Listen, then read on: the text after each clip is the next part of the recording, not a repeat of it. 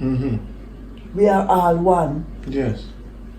So what we understand in Yes. the pastor say write your name on the paper. And then when you call out the name, whatever you want to say, you have privilege to say it. And everybody just sit down. Mm-hmm.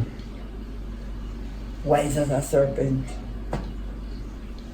A serpent is a very wise thing. Wow. But be harmless. But the serpent dangerous. Mm-hmm. Yeah, that him. Wise as the serpent, harmless as a dove.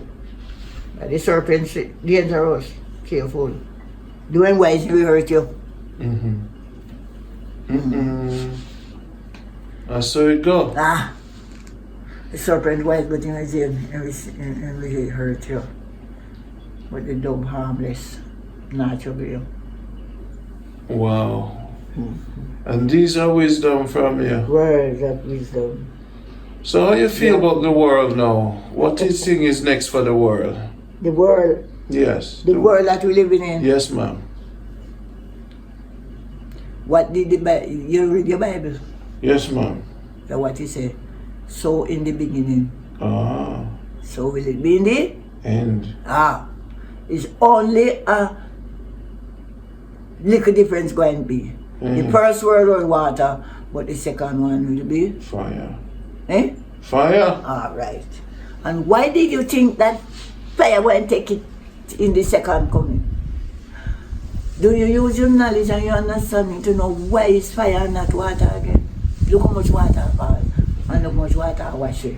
Why it is not the second time not water again? Why is it? I ask you the question. Why is it fire? Why is it fire? There's a time for water, time for fire. This is time for fire. In the time of the water. What the water destroyed and left was a condemnation on the land. But when the fire come and burn up everything, Kevin, there will nothing be left. Oh. And there will be an east wind that came out of the east and blow away the dust of what remained.